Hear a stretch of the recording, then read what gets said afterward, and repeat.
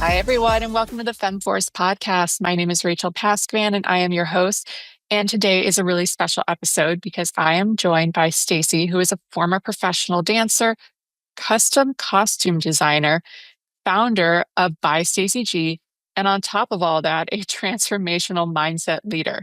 So, we're going to be talking a lot about her non-linear career path, her brand evolution, and her philosophy of aligning personal style with your inner truth, which I think is going to be really interesting. So, Stacey, thank you so much for being here. Yeah, of course. It's my pleasure. So, how do you usually describe the work that you do today? Because you're doing a lot of things, which we love. Yeah, I usually describe it as a custom costume and clothing designer, as well as self-expression and embodiment coach or stylist, depending on who the client is that I'm speaking to. No, I love that. And I mean, it's really different than what you would normally see from someone who's also, who's doing costume designing and doing styling work. So, how did you get into this from going from a professional designer? You obviously were wearing costumes and things like that. So, is that where it kind of like triggered you to be like, I want to do this? This is something that is just so niche. Yeah, whenever this question comes up, I go back in my time capsule because I actually didn't make a conscious decision to ever be a costume designer, clothing designer. I grew up as a professional dancer. And when I was 25-ish, I was performing in a contract and I lost the job really unexpectedly. And I was like, oh shit, I don't know how to do anything else. I feel like we're all there. We're like, wait, what? I have no skills. I have nothing. I was like, this is like, I went all in, all chips in on the dance. And a woman I was training with at the time, she was like, why don't you try costume design, like stage management, something? And I really have no conscious memory of being like, yes, costumes is the thing that I want to do. But put a pin in that. My mom saved a grade 6 school project of mine. Way to go, Mom. Yeah, right. And like it's the shining piece of evidence that I knew where I was going before I knew where I was going. Because there's this thing It's saying that, subconscious.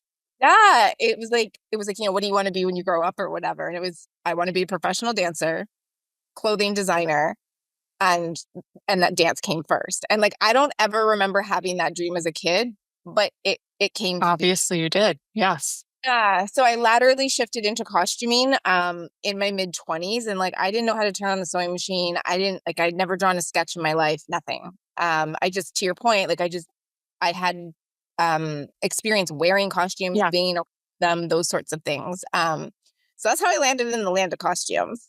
I mean, that's amazing though. Like what it just tells you that it doesn't like matter what you're or what's like what we tell kids that go to college. I'm like, it doesn't matter what your degree is, unless you literally are going to medical school, you should probably study something in science. Just throwing it out there. If you want to be an engineer, you should probably be taking specific engineering courses and things like that. But if you're figuring it out and you're a philosophy major, like you have no idea how that's going to influence so many other things.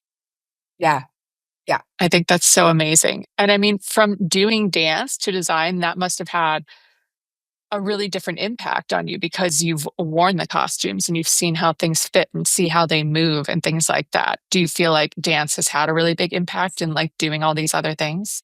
Yeah, absolutely. One of my mentors while I was in costume school, I remember him saying to me very early on, he was like, you have a very unique skill set and lens to look at things through, because I had the relatability with, like, we were trained at that time to do historical costuming for like opera and ballet. And I live in Canada, and Stratford Festival is like this massive festival that puts on very historical period pieces. And so like that was like the pinnacle of the career that they were training us to be. And I was like, there's not enough glitter in that for me.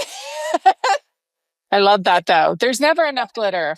Yeah, like I grew up in competitive and professional dance, so like I needed glitz and glam. But I remember him saying that to me. He was like, "You have a relatability with the performers that most people don't have." He was like, "And you're able to take the physical sensations of wearing the garments and translate them into like what we're actually doing." And I didn't really get it at the time because like I said, I had zero experience with like Yeah. the nuts and bolts of building costumes. But once I got into it, and at the time I just thought it like came naturally, but I was like, actually, no, this is like learned experience through, it was experiential. Yeah. And so, um, yeah, and also like fast forward into me building a business out of it, it established immediate trust with my clientele. Well, yeah. They're like, oh, she's like, I had a 360-degree view of, because also in addition to being a professional dancer, I adjudicated dance, I taught dance, like eat, breathe, sleep it, like, That was your life. Yeah. yeah. And so I was able to see their journey from all facets, which was really, really supportive as I moved through Well, so, early. well, it has to be a really good trust then. They're like, she would wear this. She's not designing something she wouldn't wear herself and go on stage and be in. So there Yeah. has to be like that really unique trust that like someone only like you could have. Yeah. Like they would, I would, be cold calling or doing sales or whatever. And as soon as I see, like I grew up in the industry, I taught and they're like, oh, like, tell me more. Yeah, they're like, oh, you actually know what you understand. You're not just putting her in a I didn't dance, so a tutu and being like, go go. Like you're like, no, this will stay on. It's gonna move. It's gonna flow with your number or whatever it might be. My vernacular is not dance related. That's okay. I got you. I'll support you. And also that like I cared, that I Yeah. invested in it. And so I'm like, to your point, I'm just not going to throw something on a kid and send them on stage and like be done with the business of it. Like I'm in it from the inception through to, wherever they wear it and whatever their experience is wearing it also. I feel like I mean, my dance background is from Dance Moms and Dancing with the Stars, but I feel like those costumes that those girls wore, like they fit the tone of the number and what they're trying to describe, and it's an art. And it also like had to make them feel confident. Like you don't want someone going out there on stage, let alone, I mean, when you're in corporate world, like you want to, when you have a big presentation, you wear your confident outfit or like your best dress, and like this is the outfit that makes me feel good. So it Yeah. has to be the same for these kids. It's such a pivotal time in their life too, obviously. Absolutely. Like you can, I mean, I was gonna say you can tell maybe the average citizen, but like I can tell when a performer isn't comfortable in what they've got on. Like it literally part of their brain is focused on something other than their craft. And so that was something like really early on I started to realize that I had an advantage, Yeah. and that I was able to use it to support them. Do you have a favorite costume you've ever designed? Like asking a favorite child. It's okay. You're Right. allowed to have a favorite child. I was just having this conversation with a friend the other day. I was like, been doing this for almost 30 years. And sometimes it's like I've made the first bodysuit ever. I'm like, wow, look at this. It's like, so like This is amazing. No one's ever thought of this. oh no, and everybody's like, you've made like thousands of these and this is the one. And I'm like, today it is. Today it is. And quite honestly, I think there's every season there's one where I'm like, oh, this one's really good. Or when I go into the studios and I do the fittings with the students, their reactions make it Yeah. make it my favorite, where it's like whatever it creates for them, I'm like, oh man, like that's really great. It creates something that they're gonna remember also. Yeah. And like you just said, it's gonna create something for them on stage that is going to further whatever their experience is also. I love that. What is the process? So do they come to you? Do you work with studios? Do you go and see the Yeah. dance and understand what they're trying to do or the emotion behind it or any of these kind of Yeah. things? In the early days, I would go and like I would go to the rehearsals, I would do all of those things. And as the business grew, it started to be a little less involved, and started to bring all of the studios to me. 'Cause, it's a business to business model. And so Okay. primarily it's dance studios with their entire competitive team.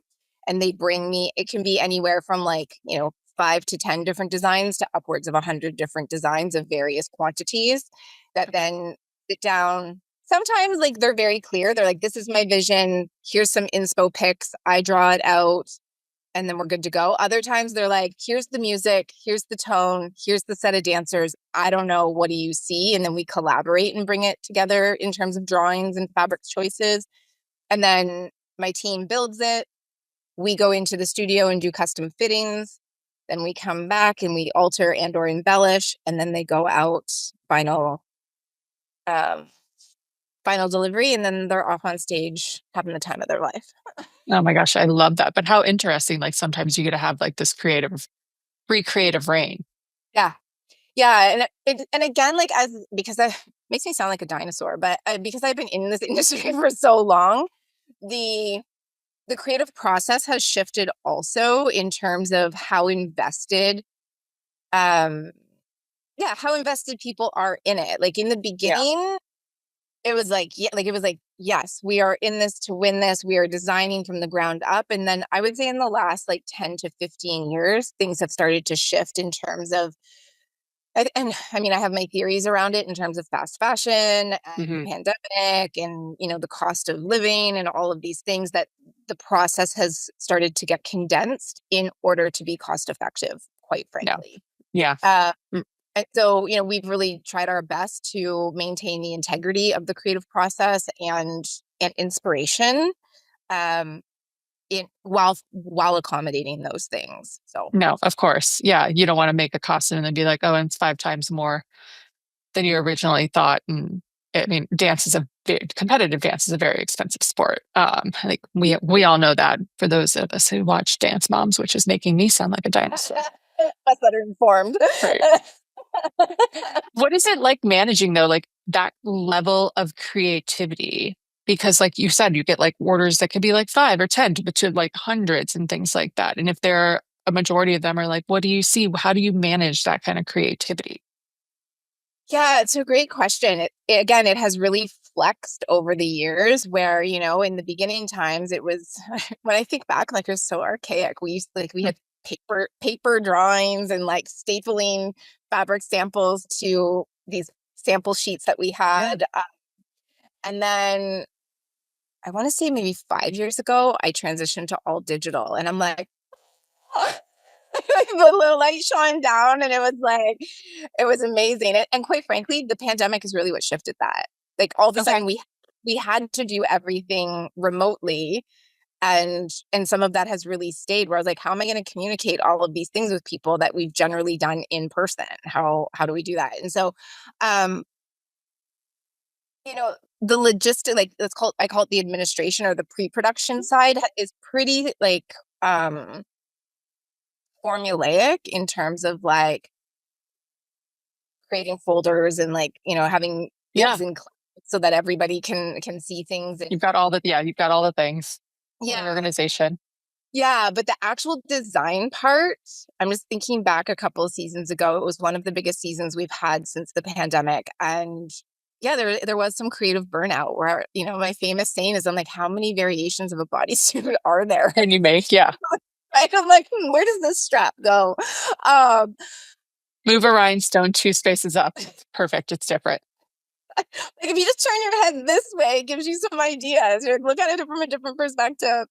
Um, yeah, and so like that part of it for sure. Sometimes I've had to really look at ways to like rejuvenate myself creativity, where I'm like, okay, like it's like seeing the forest for the trees, And so getting outside of it and getting inspired by things outside of the dance world. Cause like, I mean, like, my favorite saying too is like, I'll have a client call and they're like, yes, we're calling about Britney's blue costume. And I'm like, I have 40 million Britneys. right? You should have named them something better. I'm like, oh, of course, Britney's blue costume. Like, what are you saying to me? And Or you're like, order number, please. there was a time when I would have been like, oh, of course. However, just being able to get outside of it so that I can be stimulated and rejuvenated and excited, quite frankly, about all of the different designs and all of the information coming at me also. Yeah, so it was a big shift going, I would say, from the beginning years where it was just me too. And Yeah. then once I started to increase my team, and then again, like flexing, because we downsized during and post pandemic, and then, recalibrated in the last couple of years. So it's about being flexible for sure. and being like unattached, where I'm like, okay, we did this last season, but is this what we're going to do again? Is that what supports this time? Um, yeah. Yeah. I like that. Yeah, that 1000% does, because I mean, creativity is just so different than like inputting numbers on a spreadsheet and doing that kind of stuff. And you brought up a little bit about the pandemic, but there was a real, obviously, impact to so many businesses and so many small businesses that the pandemic had. But you, you kind of switched your brands, kind of made it more for sustainability and clarity, and figured out like your efficiency. So, how did the pandemic really force you to confront your work? And like, how did you decide what you wanted to keep, what you wanted to release? Because obviously they weren't doing in-person Yeah. competitions and rehearsals and things like that. Yeah, so we were officially closed. Like I said, I'm in Toronto, Canada, and so it kind of lasted a little longer for us than for some Yep. parts of the world. So we were officially closed for about 3 years. Doors closed, zero income, like can't do anything. And so my famous saying is the pandemic taught me just how much work this industry is. And so I was like, okay, we get to work smarter instead of harder. And things like, okay, now we have the option to do our consultations virtually. Now we have, things like putting all of our designs in the cloud, and you like using commenting on things that we actually don't even have to get on the phone. So there was some elements there where I was like, okay, this is going to be efficient. It is going to take some of the personal touch that I'm known for out of it, but also the entire industry was impacted, and everybody was for ways to streamline processes, create more time, and ultimately save money. And so we kept some of those things. And my goal throughout the pandemic was always to be here and ready when the industry came back online. So that's what we did. And at pre-pandemic, I was running two brands congruently to each other. And during the pandemic, I decided to converge the two to create ByStaceyG. And we also used to do on-site vending at what are those called? Trade shows, festivals, those sorts. Yeah. And again, the pandemic taught me, I was like, wow, that's a lot of work. I worked really self-realization. I was like, I really enjoy having my weekends to myself. So got rid of all of that. And again, like the ROI on them became very apparent that event logistics just became too much. So I was like, okay, forget it. And then around that time is when I started getting familiar with the land of transformation also, and started implementing some of the transformational mindset into how we operate around here. And quite frankly, decided to start working not just for the numbers, but because bringing back the actual passion and bringing back hey, this is why I do this. And to your like you said about the spreadsheets, I really learned that both pieces of that can't coexist. It's okay, cool, we're going to nail down what supports running the business, and then we're going to be creative. The two things, it's very difficult to run both things at the same time. But after the pandemic, you opened up a store. So how did that come to fruition? I mean, the pandemic's over. I feel like everybody was just crawling for this in person and a little sense of normalcy. And obviously the kids who had been virtual for longer than they should have been, or, you're trying to get them out, re-socialize them, give them activities, do all this stuff. So how did that come about? So I was in the transform leadership training program, and a coach of mine, he was like, hey, my business was in an industrial unit for about 12 years, and no street visibility, any of that stuff. And he was like, why are you not forward facing? You're Stacey G. What are you doing?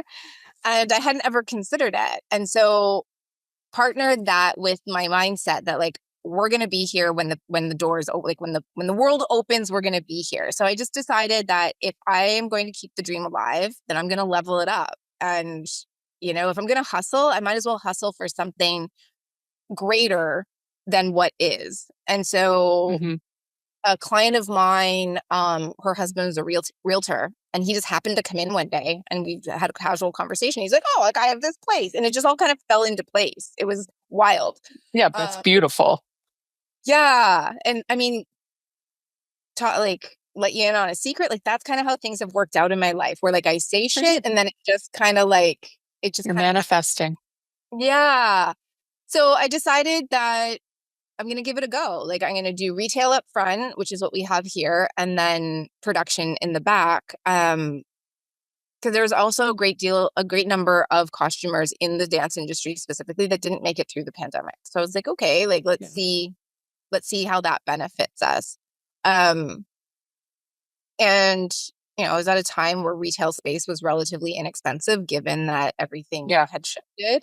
Yeah. So just that, like it made sense from a vision standpoint. I'm sure there's a business strategist out there that would probably tell me it didn't make sense from a business standpoint, but That's okay. We don't need, it worked. yes. But from a vision standpoint, I was like, yeah, let's make this happen. Let's see what we can do here. So that's how I I love came to. that. Yeah, but Yeah. that's amazing that you went from doing all of this design to like doing so much of it in person at these recitals or at their studios and stuff like that to going full virtual to then going, adding in brick and mortar. Like that's really impressive. Thank you. Yeah, I have a saying that I'm like, I would rather do it and find out for sure than not do it and always wonder. So No, yeah, I love that. It's the question of what if yeah, in life. yeah. Not a It's big very fan much a of question. what if after the fact. I'm a big fan of the upfront. Like, what if we did this? Yes, you're like, do you hear that inflection there? It's not, well, what if? It's what if? I love that. That's amazing. And then I want to transition into like how you got into transformational mindset leadership because going from costume designing and doing a lot of this and being a small business owner to owning a brick and mortar, where did this come from and how did you fit this in? Yeah, it's so funny. Like, I'm just as I'm hearing this question in real time, it actually all roads lead back to dance. I Love was that. doing during the pandemic, like right towards the tail end, I was doing a pop up at some like plaza or something, and one of my old students happened to be like walking by to go pick something up, and she saw me, and she came over, and I hadn't seen her in like I don't know maybe 10 or 15 years, and so we kind of had a quick catch up. She leaves.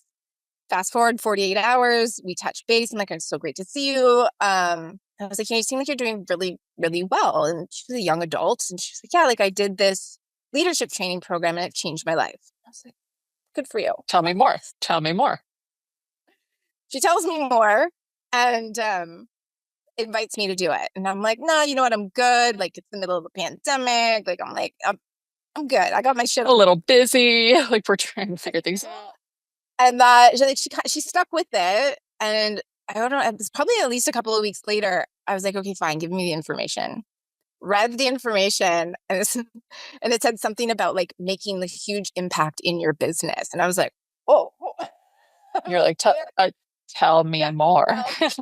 like, who cares about my personal life? My business? Yes, let's go. And so that was, I want to say early 2022. Yeah, early 2022. And so I did the training then and um yeah, I just started to realize, like I was saying, like just started to realize just what an impact like life had and how it was a direct reflection of what was happening in my Yeah. business or what was happening in my business at that point. Like I love the reels that are out right now that are like, your business is going to show you exactly the type of person you are or exactly your shortcomings. I'm like, oh yeah, I've been there. Um, and yeah, I started to realize, like I said, just some of the stories that were running and continued and like it's funny. We have a saying in transformation in one of the trainings that if somebody asks what's next at a certain point, then like they're a little bit delulu. And I was that person that I was like, what's after this? Like sign me up right now. We weren't even halfway through the first part. I was like, I want to know what's next. No, you don't take a moment to pause, congratulate yourself. That's women in general, though. Like, we're like, all right, it's done next, on to the next thing. Now what? I was like, this is great. um, yeah. And so that, like I said, I started to make the changes here, created what I created within the programs. And then, I say about a year ago, maybe a year and a half, I started to recognize the similarities in terms of like bringing visions to life, bringing people's limiting beliefs around what they can and can't wear. Like there was just some things that were starting to connect for me in terms of the similarities of the world, and I was like, I can create something here. I love that though. And I mean, and you brought it in to your business, like you said.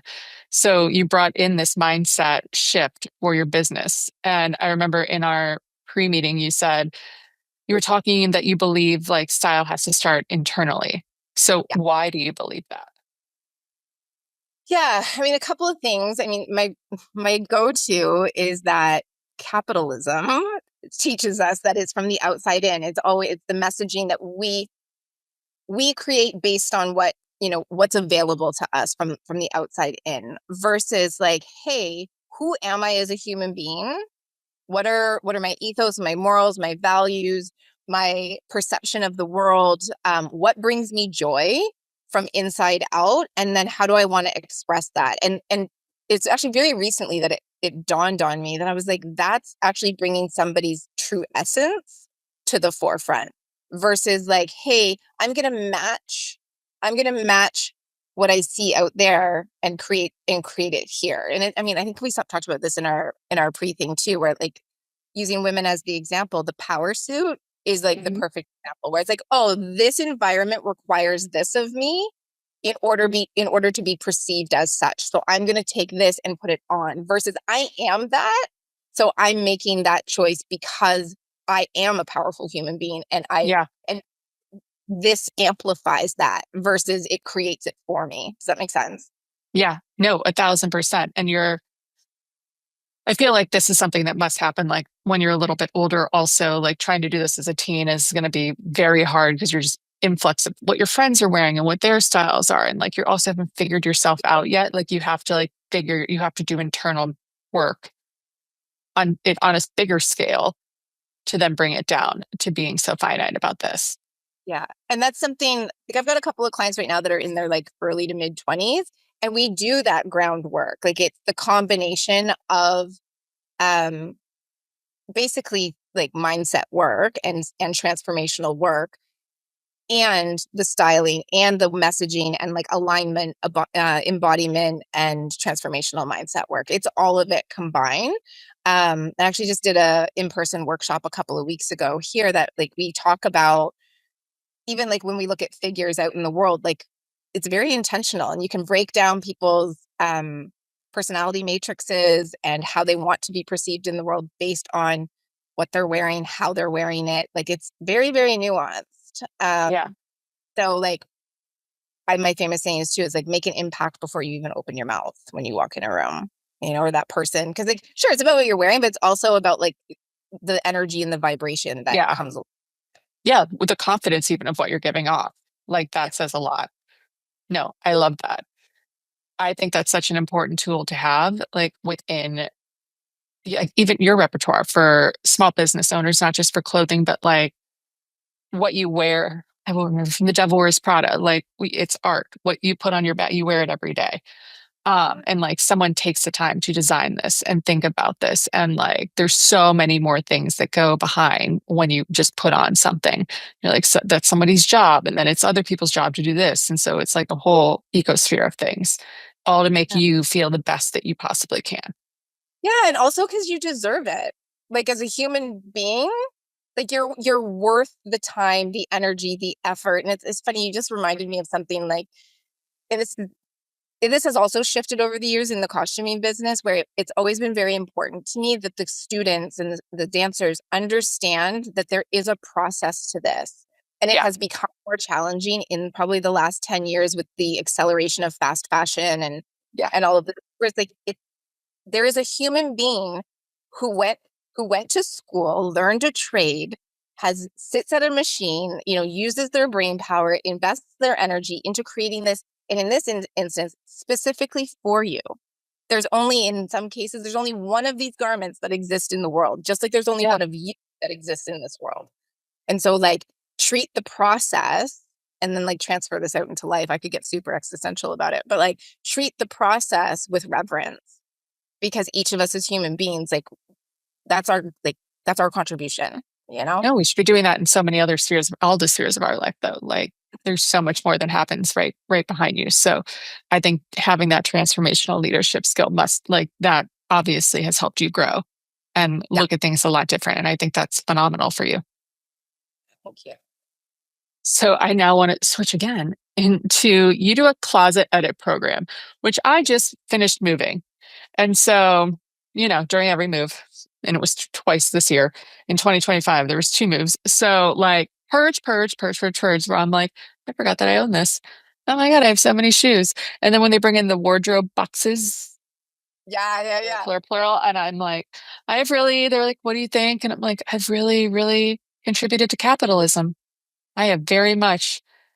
I have kept America afloat. I am patriotic. I'm shopping. I'm helping the economy. I'm creating jobs. Like I'm doing a lot of things apparently over here as I unpack the crazy amount of things that I own.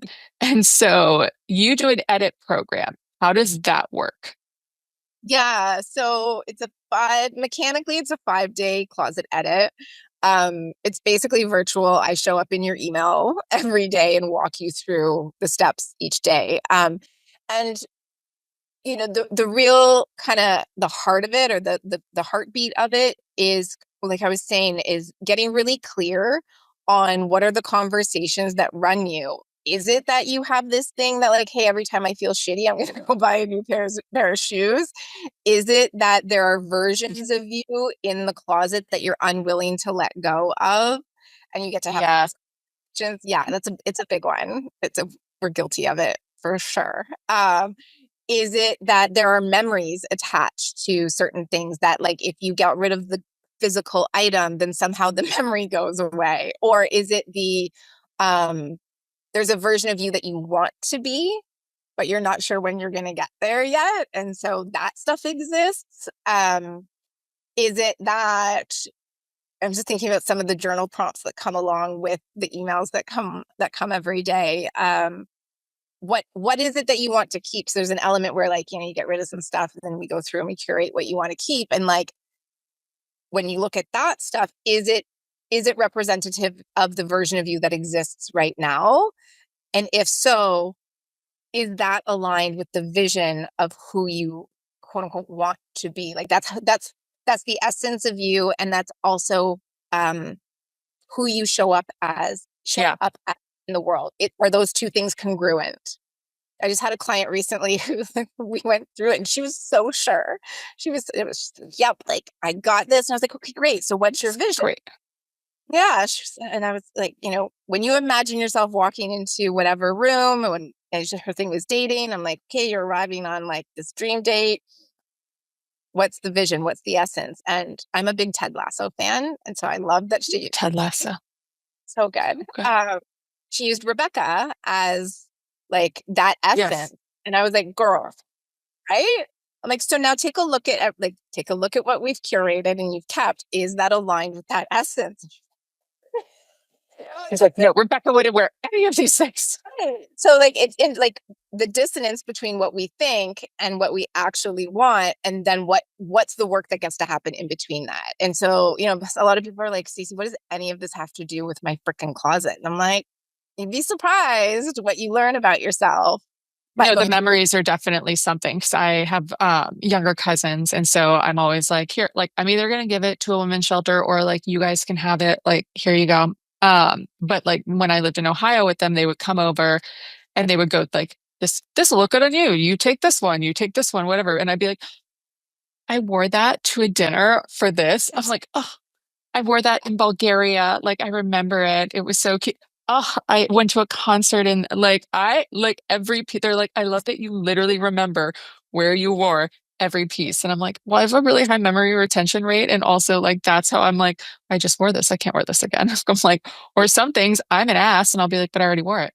Like, I'm that girl where I have to be like, no, you have to rewear things. What is wrong with you? It's fine. It's normal. Who do you think you are, Kim Kardashian? Put the clothes on. It's gonna be fine. It's gonna be fine. And I will rent for certain things like galas and stuff because I'm like, no, because that's a lot of photographs and stuff for weddings or whatever. So I'm like, no, we're renting that. That's great. So that way you get the photos. And then I'm like, then I don't feel bad and I can return it and I'm not committing any horrible crimes here. I feel because I often say, I'm like, the internet ruined the wardrobe because it's like you said, it's a crime to be seen in the same thing twice, Lizzie McGuire, you are an outfit repeater. It's all I think about. Her and the famous line. Yeah, you were an outfit repeater. So then you're like, well, I can't do this. Well, I love that it's like based on like the emotion and journal prompts and stuff like that. And it's not just like, hey, does this fit? No. Have you worn it in a year? No, it goes. I also try that though. I'll be like, you haven't worn this. Like, stop pretending like you're going to wear it and you're like saving it. We're not saving it. It's not happening. I'm like, you got to let go, live and let go. There's parts like it's a combo. And, there's parts of that for sure where it's like, are you, and yeah, but also where's the choice coming from? That's really what's the underlying story that's running all of your choices. That's really what makes this different. And going through what was that show called? Oh my gosh, there was a show that oh my gosh, they were on Trading Spaces. It was like where you put it in like Y for yard sale, G for garbage, or K for keep. Like, sure, you can go through that mechanically, but you're just going to be in the same process again. Yeah. Like, you're the next time you move, So let's get underneath it and create some like different scenarios around it. No intention behind what you buy. And like, this is like not just like a shopping spree of things, but like intention on like, oh, I can wear it this way or do that. And when it comes to that though, how do you deal with trends? Because they move so fast. And like, I tried to not like, I will once in a while, but like, it is very rare because I'm just like, I'm not going to like polka dots are in. I don't like polka dots. That doesn't mean I'm going to wear them now all of a sudden. Like, it's not my vibe. Like I said, right? Like a lot of people will buy it and wear it because it's on trend, but it's like, do you actually like it? Does it even look good on you? Does it support like your essence and how you want to show up in the world? Just because they tell you to doesn't mean you have to. And when I first started putting these programs together, I don't think you guys had Sears. Sears is kind of like a Nordstrom. Sears, yes, we had Sears. Like this catalog where it was like there's 4 seasons, right? No, it is literally 52 seasons now. Like they make fast fashion makes releases every week of the year. Mm-hmm. And honestly, like I don't pay attention like at all. If that's something that's important to you, then cool, let's dive into it and look and see how it translates into it. But for the most part, it's like I dial it back to like, let's look at classic pieces. Let's look at staple pieces. Let's look at things that support your actual way of life and your actual person, and move from there. Cause like, that's all going to be there. And it's all actually all kind of noise, quite frankly, and like, sure, do you want to turn up that volume on that radio station for a minute? Cool. Let's look at it, and also I'm not saying throw it all out the window and no, please donate. Don't throw things away. Yeah. Please donate. I'm thinking of one client in particular. She's a huge thrifter. Great. So let's use that. Let's look at, let's use it as part of your program. That's the other piece. Like there's the closet edit is the base entry level package. And then the next one is much more like one-on-one coaching and looking at like where I usually start with 3. What are 3 domains in your life that you want to show up differently in and that you want to create some kind of impact? Great. Let's look at how what already exists in your world supports that and what do we get to bring in? And then it was interesting because we like drew how she was moving. And so I was like, great, let's use the same process that we with this here. And it was mind blown. So if you're somebody who really loves trends and you're like, yeah, I want it, great, let's work with it. You can make it work with it. That's really cool though, that like there's a way not to feel like guilty also with it. Like that's got to be important. Yeah. I mean, if it's, yeah, like where I go with it, my transformational brain, I'm like, is there something that you like, is there some piece of you that you haven't identified as truly you and you're searching for it in wanting to be current all of the time? Yeah, that's where I I'm would trying go. to figure that out. So what do you want women to remember when they're questioning themselves in all of these different aspects that we've talked about? Yeah, that ultimately, like and this is so super cliche, but like the Okay. answers are inside all of us. Like you already know. It's just about asking the questions to trigger yourself to think about it and bring it to life. It's all already here. It's so cliche, but there is nothing outside of us. Absolutely not. There is No, it's nothing. obvious. Like I can't give you the answer to your life. I can give you questions Yes. to ignite you to discover the answers about your own life. I'm like, I don't live your life. No, it's so deep and so profound, but it's so true. So true. I love that. Give me the answer because it'll be easier for everybody. So, right? And I'm like, and I know you would want the answer, and it would be so much easier if I could tell you, but I can't. No, I would love if people could give me the answer all day long. That would make my life so. Yeah, I have like a fun saying that I'm like, I don't have the answers, but I do have more questions. I like that. That's good. I'm going to use that. I'm going to use that for work and personal and everything else. So, as we wrap up, I have one question that I like to ask all of my guests, and I hope it's just as cliche as your last answer. But if you could give one piece of advice to your 16-year-old self, what would that be? I know different girls. Yeah, I love that you chose 16 because that was a really pivotal year for me. Pivotal for so many women, and so I love this question. I'm just like, what would you like? She was different. It was hard. You're in a weird stage, That's like the understatement of the day. right? Weird stage. Um, oh, what would I say to my 16-year-old self? Is that it's gonna be okay. It's gonna be okay. And the fire, use your fire for good. Use your I love fire that. for Use your fire for good. That's a great one. No, yeah. that's, I mean, ladies, do it even now. Use your fire for good. Like, I love that. I think that's great. Well, Stacey, we're going to put it in the show notes, but tell everyone where they can find you. Like, if we're looking for dance costumes or if we're looking for the closet at ladies, she's doing it all. So, like, look it up. Yeah. Website is bystaceyg.com. Instagram, which is usually the easiest place to find me, is at ByStaceyG. Facebook by ByStaceyG, and LinkedIn, Stacey Gonder. And where else can you find me? Those are the top ones. Perfect. Thank you so much for coming on. This was such a fun conversation. And I think, we went from talking about dance to small business and owning and like creating this amazing career path that you've been on to transformational mindsets to fast. I love it. This has been super diverse and we've hit so many things, but I think all of them are so important and tie so much into your story and who you are. So I love that we got to dive into this. Thank you so much. It's been my pleasure. Thanks, everybody. So we will see you next week.